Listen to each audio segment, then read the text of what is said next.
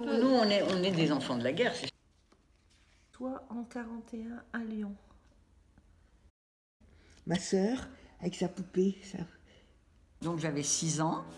Ça, c'était la colo. Alors, derrière, juste derrière la maison, là, c'était la frontière suisse. À Cuisery.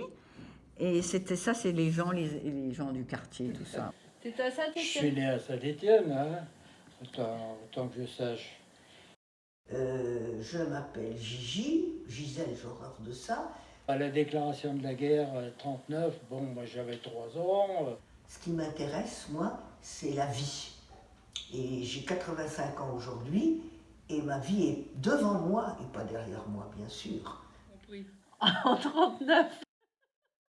Et là, savez-vous. En 39, j'ai 9 ans, moi. À la guerre, j'avais 5 ans.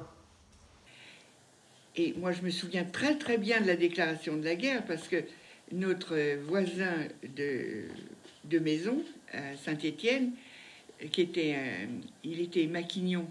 Alors c'était un homme qui avait de l'argent, il avait la radio. Et il n'y avait pas beaucoup de gens qui avaient la radio. Enfin, personne n'avait la radio dans ce moment-là.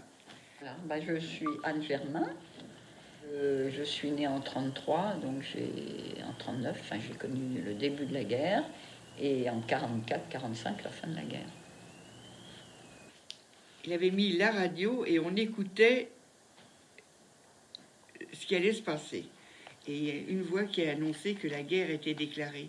Alors évidemment, tous les gens étaient catastrophés. Moi, je me souviens, ma mère s'est mise à pleurer. Tout près de la frontière du Luxembourg. Et c'est surtout que c'était la limite Moselle, Meurthe-et-Moselle. Voilà. Autrement dit, la moitié de l'usine était cotée quand les Allemands sont arrivés, évidemment qu'ils ont annexé, Elle était à cheval sur la partie annexée par les Allemands et la partie non annexée. Alors, bon, évidemment, mon père travaillait là, c'est pour ça qu'on se trouvait là et on était aux premières loges. Non, mais ce qu'il faut savoir, c'est que la région stéphanoise, à l'époque, c'était un grand centre houiller métallurgique. Hein. C'était un des plus importants, même au point de vue mine, extraction de charbon. D'ailleurs, Saint-Étienne s'appelait la ville noire. C'était tout noir. Bon, il y avait la manufacture d'armes de Saint-Étienne. Et donc, Saint-Étienne était, vis-à-vis des Alliés, était une ville qui était particulièrement vis-à-vis. Alors, moi, mes souvenirs, c'est surtout les bombardements. Il y a eu un bombardement, il me semble que c'est le 3 juin, un bombardement terrible sur la région parisienne par les Allemands. Alors, ils ont bombardé beaucoup la région parisienne. Paraît-il qu'ils cherchaient les usines Citroën. Je ne sais pas pourquoi Citroën, mais enfin. Et puis la gare Montparnasse. Alors, c'était donc dans le sud.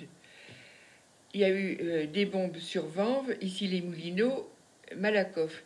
Et à Vanves, il y a eu un pavillon qui a été. Parce que finalement, ils n'ont pas bombardé du tout les voies stratégiques. C'était pour épouvanter la population. Et mon père était prisonnier et ma mère est partie en exode avec nous 3 dans la Citroën de mon père. Et devant, il y avait ma grand-mère, ma tante, dans une autre Citroën avec mes cousines. Et il y en avait 2 voitures et ma grand-mère. Et on est arrivé à Tours, je me souviens. Et il y avait un bombardement, on est allé dans la cave, et quand on est sorti de la cave, il n'y avait plus rien au-dessus.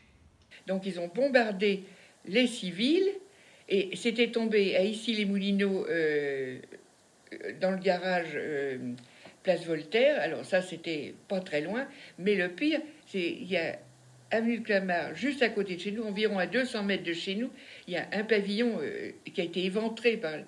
Ça a fait un bruit terrible et on avait peur avec ma petite sœur parce que ce jour-là, on n'était pas allé à l'école, je sais pas pourquoi. Puis les bombardements, c'était pas les Allemands qui nous tapaient sur la gueule, c'était les copains, les Alliés, hein, les Anglais, les Américains. Et quand il y avait un bombardement, bon, on était avertis par les sirènes qui crachaient dans toute la ville, et puis On descendait, on descendait, À la nous, cave. on habitait au 4e, on descendait à la cave, hein, 5 étages. Ou est-ce que l'école était déjà fermée? Je me souviens pas bien, parce que c'est vieux, hein, 40. Au bruit des avions, on savait si c'était les Américains ou les Anglais, parce que les Américains, eux, ils volaient très haut et ils lâchaient leurs trucs n'importe où, hein, leurs bombes n'importe où. Les Américains, ils ont fait un désastre épouvantable, hein, démoli des bâtiments, etc. Tandis que les Anglais, eux, au contraire, ils volaient beaucoup plus bas et en principe, ils atteignaient les objectifs. Hein, les usines, il n'y avait pas de grosses pertes humaines ni de bâtiments, etc. Tandis que les Américains, c'était épouvantable. Et je crois que nous avons été accueillis par... Il y avait un marchand de meubles, et par contre, qui était en face de notre maison, et dans notre maison, il n'y avait plus que des cendres.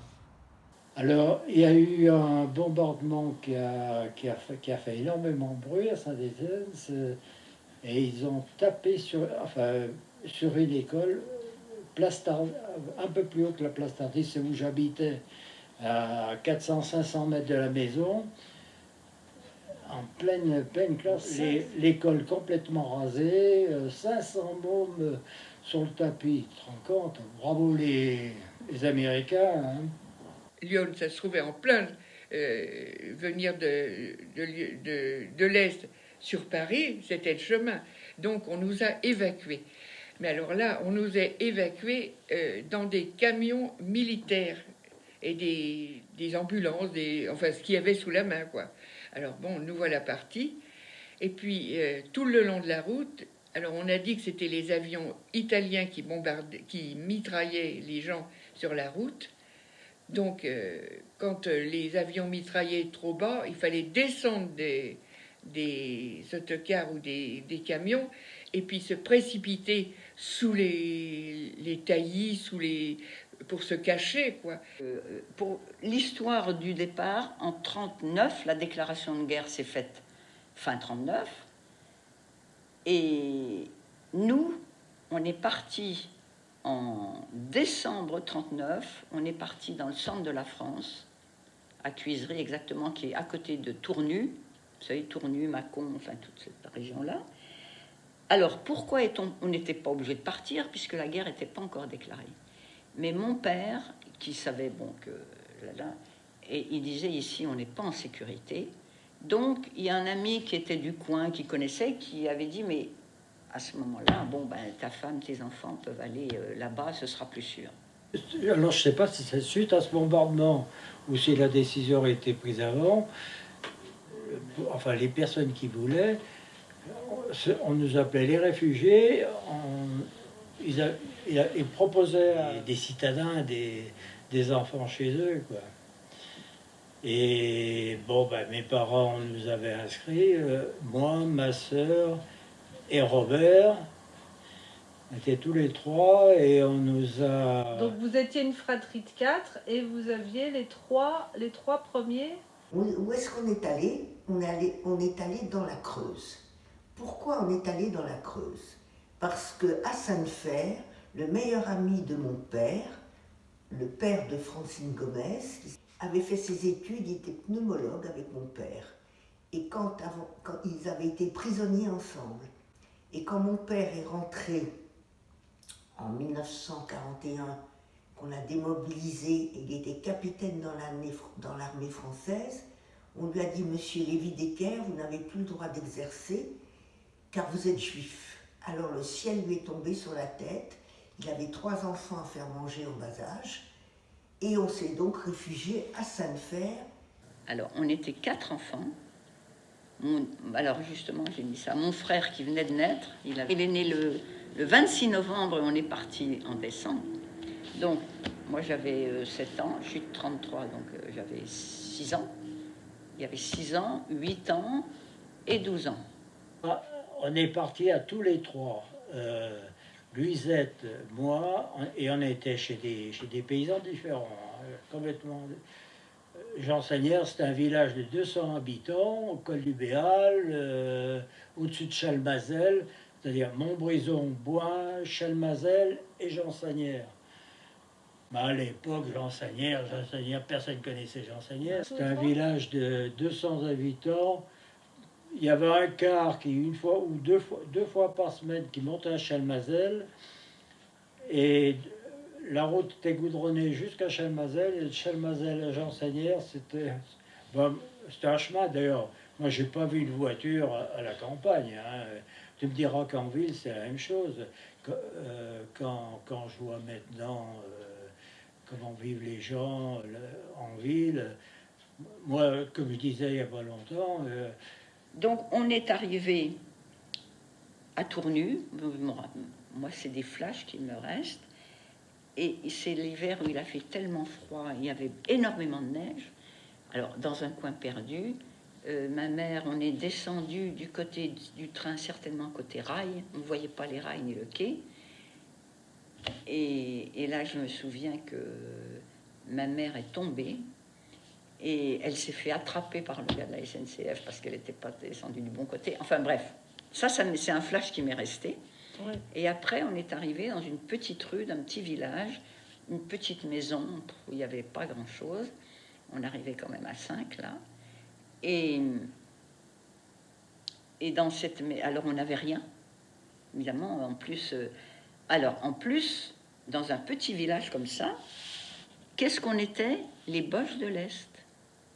Il s'est passé un événement extraordinaire, c'est que la fille de notre femme de ménage a découvert dans la tenue militaire de mon père ses papiers militaires, et au lieu de s'appeler Decker comme on s'appelait Lévi Decker.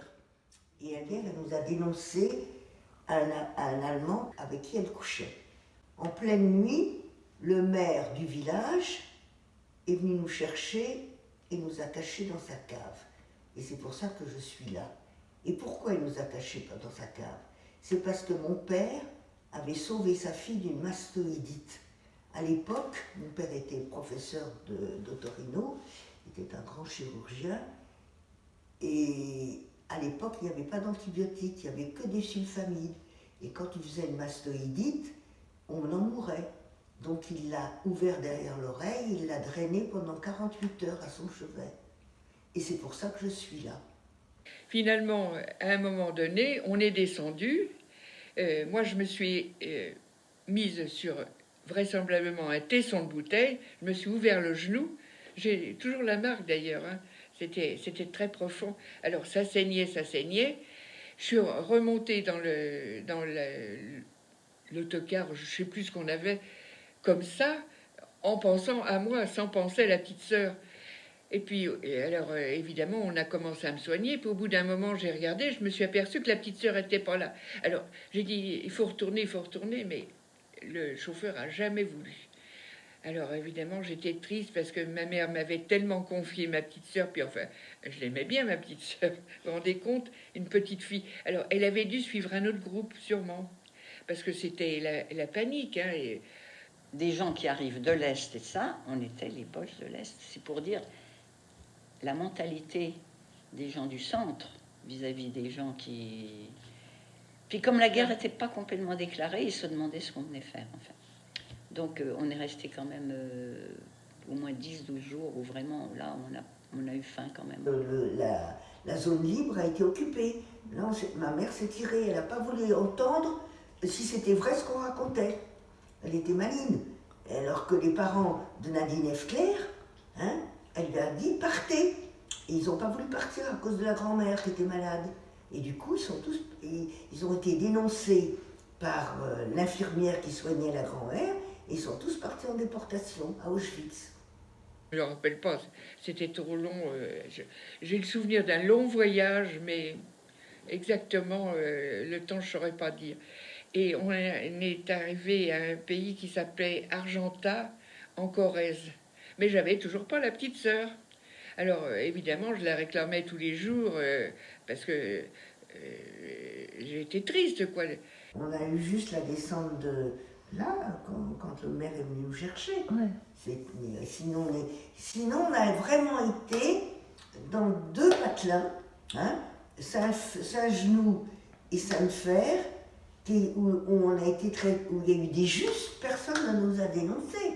Ça, c'était la fille de la femme de ménage qui était un peu gogole et qui nous a dénoncés. C'est pas la femme de ménage. Les gens savaient très bien qu'on était juifs, hein, qu'on était des petits Parisiens par rapport. Bon, le curé, il le savait. Hein, il nous a traités pour faire ma première communion. Ma soeur et mon frère ont fait aussi leur première communion. Mais tu penses bien que pour apprendre le catéchisme, hein, mais moi je peux te réciter aujourd'hui notre Père et Marie. Hein. Et finalement, dans la rue, une dame, d'ailleurs on est restés amis, au bout de la rue, qui elle-même avait 4 enfants, je crois. Bon, elle est venue très vite et puis elle nous a fait connaître la campagne, les agriculteurs. Enfin, après, on a eu à manger. Hein. Mais ça a été dur. Et vous étiez les seuls juifs ou il y en avait non, plus? Ou il y en avait plein? On était les seuls juifs. Ah, vous étiez les seuls juifs. On était les seuls juifs. Mais tu sais, moi, j'ai jamais su ce que c'était qu'une juive jusqu'à ce que je rentre à Paris. C'est incroyable. Moi, j'étais une petite catholique, hein, bouseuse. Vous l'aviez trouvé en c'est location? l'ami, oui, c'est l'ami de mon père qui avait dit allez là, il s'était occupé, ils auront un logement quand même, on avait un logement. Oui. Et en fait, pourquoi il avait choisi ce logement? Parce qu'en face, il y avait une école. Mon père qui pensait toujours. Donc il y avait une école, mais il n'avait pas pensé il fallait quand même manger. Vous étiez tous ensemble, en fait? Oui, avec une classe. À la campagne. Il n'y avait pas il y avait pas les grands et les petits. Et puis c'était des instituteurs, c'était un couple qui vivait dans le village, je crois même qu'ils vivaient dans l'école. L'école, la classe faisait partie de la maison dans laquelle ils habitaient. Parce qu'on était partis pour les vacances. Donc ma mère est revenue nous chercher. Et quand on est arrivé à la maison, la première chose que ma mère a faite, c'est de nous dépouiller. Moi, j'étais pleine de poux. Je suppose que toute l'école en avait, quoi. Les gosses, c'était comme ça.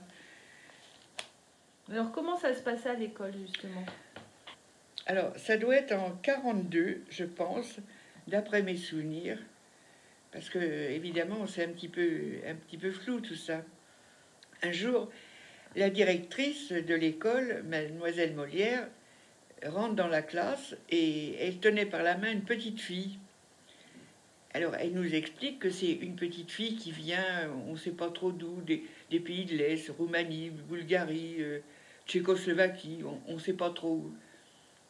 Et qu'elle va maintenant étudier en France, qu'elle est arrivée là, quoi, qu'elle va étudier là. Et puis alors, elle cherche à côté, à qui la mettre. Et moi, comme j'étais bavarde, c'était des tables à 2. Alors, elle dit, ah bah tiens, Monique, je te la confie. Finalement, cette petite fille, qui s'appelait Martha Metsch, est devenue vraiment ma copine, quoi, parce que c'était elle était d'abord jolie comme tout, elle parlait un français impeccable, malgré qu'elle ne soit pas française, et puis une gentille fille, mais pas très bavarde, elle ne racontait pas beaucoup ses affaires. Et puis un beau jour, ma Martha, plus de Martha. Alors, bien sûr, on s'inquiète dans la classe. Martha est pas là, Martha est pas là. Alors on demande à la maîtresse et elle nous dit « Non, non, vous inquiétez pas, vous inquiétez pas. Elle est rentrée dans son pays. » Bon, on était enfants, on l'a cru. Et c'est longtemps après, vers les années, je dirais bien 1950, même peut-être plus tard, que j'ai appris que cette pauvre Martha Metsch avait été, les parents avaient été dénoncés, c'était des juifs, et fait partie d'un convoi. Alors, je suis rentrée en 6e, c'est-à-dire à 10 ans, il n'y avait pas de lycée, donc le premier lycée c'était à Metz. Et Metz, qui était à 15 km de Villerue, donc je suis allée en pension là-bas, mais comme Metz était dans la zone occupée, donc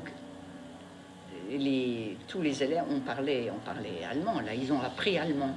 Et moi, quand je ne suis pas arrivée en 6e, je suis arrivée en 4e ou en 3e, je me suis trouvée avec des élèves qui parlaient allemand, surtout allemand.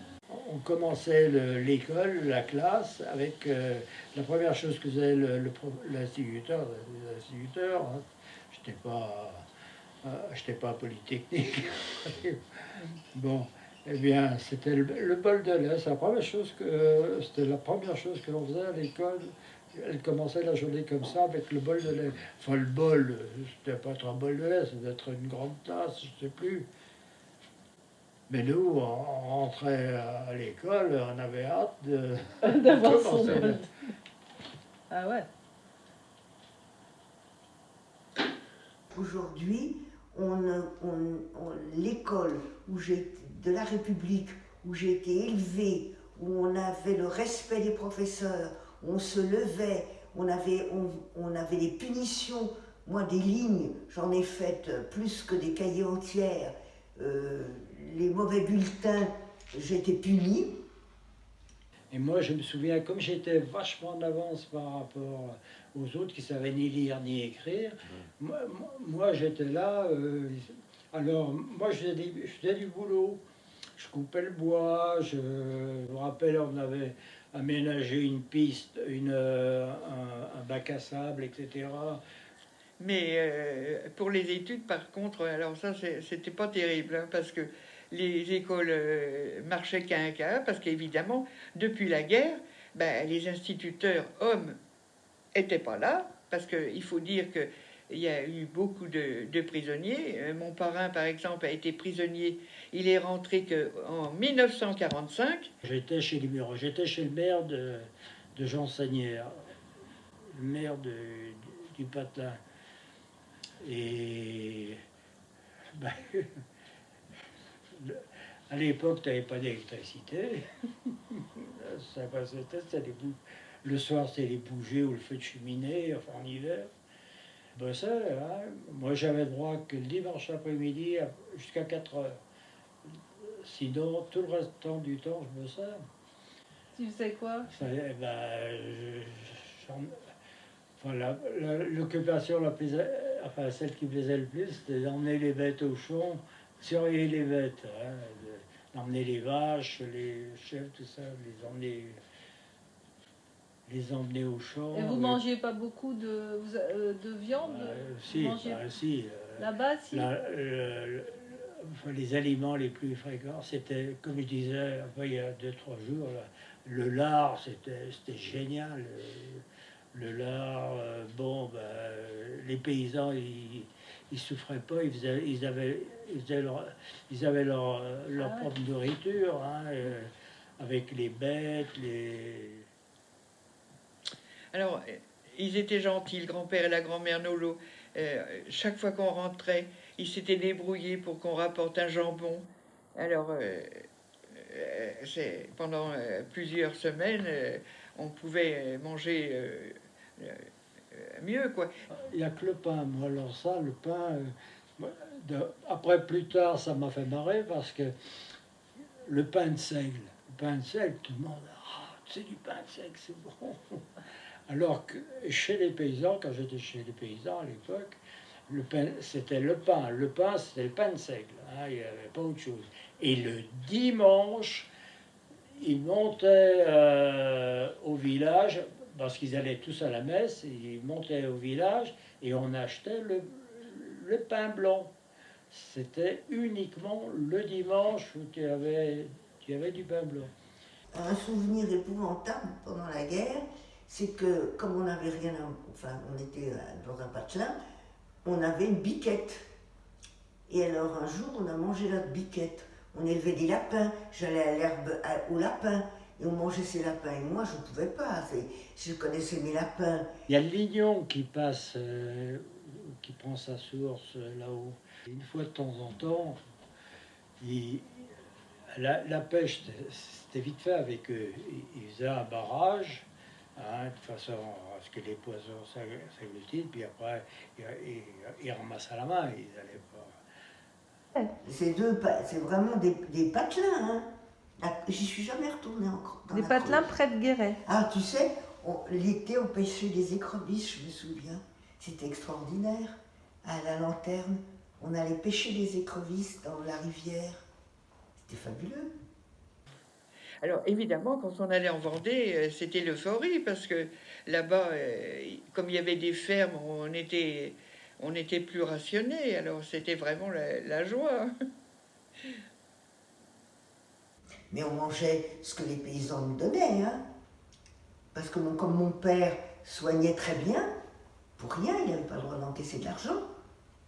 Il n'y avait pas de sécurité sociale, bien sûr. Bon, alors, on avait un peu, il se fait payer un tout petit peu pour avoir un peu d'argent liquide, mais surtout, on a vécu de poulet, de patates, de tout ça. Je m'en souviens, ce premier déjeuner, parce qu'il m'a super marqué. C'est comme si j'étais à table, il faisait un temps magnifique.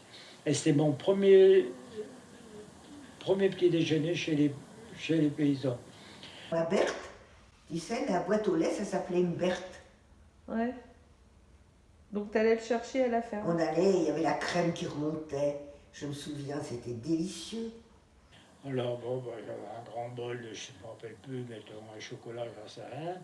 Et puis, elle m'avait fait des tartines, bon, avec le pain de seigle, mais moi, je ne savais pas ce que c'était. Je n'en avais jamais mangé. Avec ça, ma mère faisait du beurre. Ouais. Il y avait les patates. On faisait des confitures, on faisait des conserves, on avait des haricots, on épluchait les petits pois. Je prends la première tartine. Oh, punaise, c'est pas possible. Il y avait le chien qui était là, qui était sur la table. Paf. Pourquoi? Le chien C'était était pas bon? vachement heureux. Ah bah, vous viviez de troc alors, à ce Oui, moment-là. absolument. Ils soignaient contre des... Oui, je ne sais pas comment ça se passait. Au sanatorium, il devait avoir un petit salaire, peut-être. Je ne sais pas. Je n'ai jamais demandé, tiens. Ouais. Comme mon père, je n'ai jamais demandé comment ça s'était passé. Il y avait les 2 lingots d'or aussi. Mon père, ben oui, il faisait, enfin du troc, je sais pas. Enfin, je me rappelle qu'à la cave, il y avait un tonneau de sardines.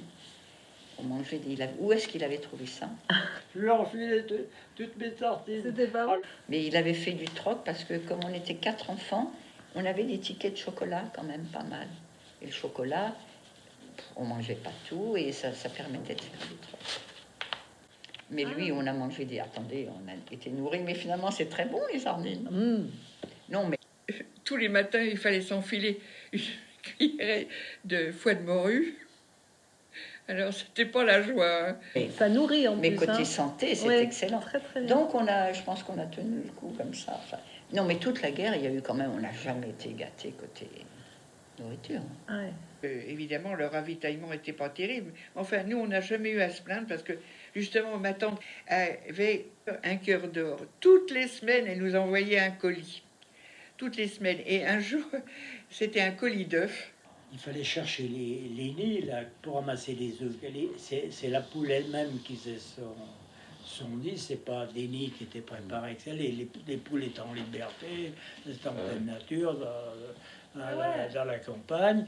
Et les poules, elles avaient, enfin, une poule lorsqu'elle était pondeuse, elle faisait son propre nid, puis elle faisait ses œufs. À l'époque, les gens n'avaient pas de voiture. Alors, elle poussait une charrette, je ne sais plus comment ça s'appelle, ça, à 3 roues pour transporter ses colis. Et elle devait trouver qu'on en avait souvent, nous, ça devait être ça. Alors, elle arrive, le colis était tout cabossé, c'était des œufs, ça avait coulé. Oh là là. Alors, moi, l'activité principale, c'est de dénicher les nids. Mais on ne les détruisait pas, surtout pas. Alors après, papa avait confectionné une boîte, alors on renvoyait la boîte vide à ma tante, qui la renvoyait pleine. Les nids, une fois repérés, tous les jours, on allait ramasser les œufs. Enfin, on n'a quand même pas manqué. Mais malgré tout, ma mère nous envoyait à la campagne. Vous avez connu le manque. Alors, le manque, peut-être pas, mais pas le nécessaire, on avait. C'était, ouais. À l'époque, mon grand-père nous envoyait tous les ans une barrique de vin. Alors mon père allait avec une brouette à la gare de Clamart, parce que la gare de Clamart, c'était un centre de marchandises. Ça a duré longtemps d'ailleurs. Chercher son vin.